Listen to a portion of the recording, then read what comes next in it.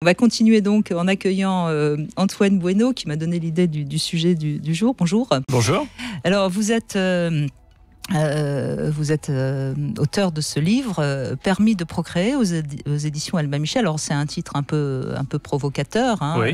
Et pour résumer un petit peu votre livre, bien qu'il il aille beaucoup plus loin que ça, mais vous partez du principe qu'on est un peu nombreux sur Terre, la Terre est en danger et peut-être à continuer de se procréer, d'avoir droit à tous de se procréer autant qu'on a envie, on va vraiment, de toute façon, pas survivre, quoi. Dans le mur, hein, c'est très simple. La démographie humaine est une arme de destruction massive orientée en direction de notre environnement. On n'en a peut-être plus pour longtemps parce qu'on ne sait pas où se situent les points de rupture qui rendraient l'humanité, en fait, la poursuite de tout ce que nous connaissons impossible et qui entraînerait la destruction de très nombreuses espèces. Hein. On sait que la biodiversité s'effondre également. Donc la situation est extrêmement dramatique. Face à ça, on a totalement évacué des politiques environnementales la dimension démographique pour de multiples raisons sur lesquels on va peut-être revenir. On ne parle plus que de l'économie, c'est-à-dire notre manière de consommer et de produire. C'est très pertinent, sauf que pour changer ça, au minimum, il nous faudra 70 ans. Ces 70 ans, je ne suis pas certain qu'on les ait. Les environnementalistes sont même persuadés du contraire. Et donc, le seul outil dont on dispose aujourd'hui pour véritablement faire face à l'enjeu environnemental, c'est notre démographie. Or, notre démographie, on peut la contrôler en défendant les droits des enfants et les droits des femmes. Hugues, vous avez lu le livre d'Antoine Bueno. Qu'est-ce que vous en avez pensé ? Il vient de résumer parfaitement les choses et moi je suis 2000 fois d'accord avec lui sur cette façon d'aborder les choses. Après, je pense que la démographie en effet est au premier plan et que tout le monde l'évacue un peu trop et de ce point de vue-là, je vous suis tout à fait. Il y a d'autres dimensions. Moi je suis dans une région où on parle beaucoup de ces problèmes-là. Pablo Servine est de chez nous à peu près. Donc on connaît. Il y a sans arrêt des conférences sur l'effondrement, sur tout ça, sur le collapsus, sur toute cette nouvelle façon de voir cette période qui nous arrive. Moi, ça m'a intéressé du côté de la phylogénèse, puisque je me suis toujours intéressé à la phylogénèse. On dit qu'on est donc dans la 6e crise d'extinction massive, qui a commencé il y a 10 000 ans. Quand on dit la 6e, ça veut dire la 6e depuis 500 000 ans. C'est-à-dire que depuis l'apparition des 500 millions. 500 millions d'années, pardon, oui. Depuis 500 millions d'années, et non pas 4,6 milliards.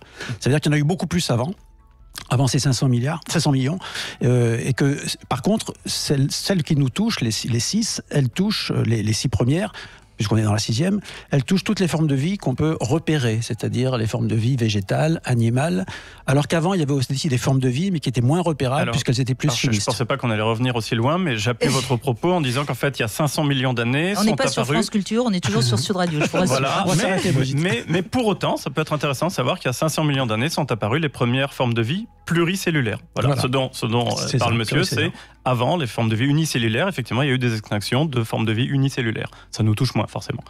On va essayer de revenir à des choses plus concrètes. Alors l'argument sans doute que beaucoup d'auditeurs ont là tout de suite à l'instant, ils disent oui mais nous en Europe on fait pas trop d'enfants, etc. Et là où votre livre est intéressant, Antoine Bueno, c'est que vous démontrez bien sûr que en Europe, en Occident on va dire, les enfants, les femmes font moins d'enfants, mais en même temps les enfants qui arrivent vont polluer beaucoup plus. Un Américain pollue beaucoup plus qu'un Africain. Alors, et c'est là où on voit bien qu'il faudrait un équilibre entre... Oui. Alors je peux le dire de manière très simple. La naissance d'un Américain aujourd'hui est une bien plus mauvaise nouvelle pour la planète que la naissance de 10 Nigérians dans le même temps.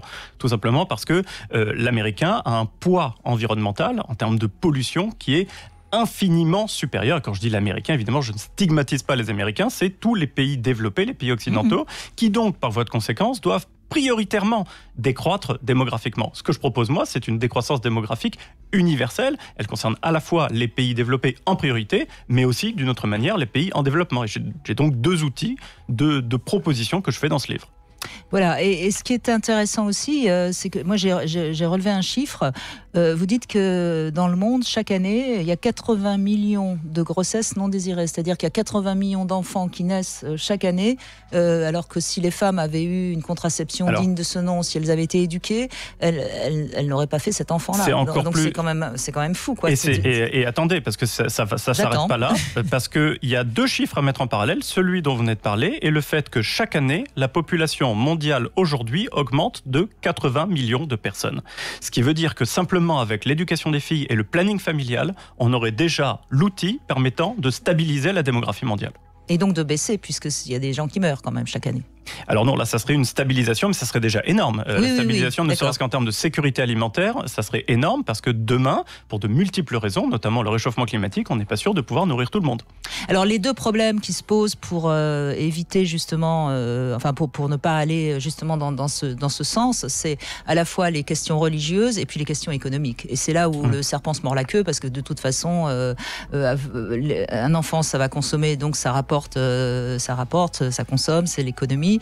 Et puis les questions religieuses, là, je crois que tout le monde a compris aussi. Oui, tout à fait. Oui. Alors les questions économiques, on peut résumer à quelque chose qui touche tout le monde, c'est comment on va financer nos retraites. Donc il faut bien mettre en balance les enjeux. Il y a d'un côté comment on va payer les retraites et de l'autre côté comment on va faire en sorte que la planète ne meure pas dans 30 ans. Vous voyez, donc quand on met en balance d'un côté il y a peut-être une urgence plus grande que l'autre. Voilà, c'est ce que je dis, d'autant plus qu'il y a des moyens sociaux sans faire repartir, j'allais dire, la planche à billets démographique, c'est-à-dire sans aller de nouveau dans la surenchère démographique, de régler la question des retraites. Et ces moyens-là, on les connaît, on essaie de les mettre en place.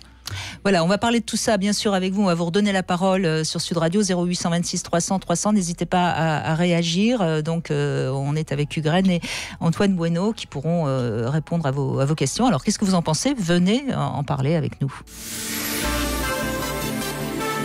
Brigitte Lahaie, Sud Radio.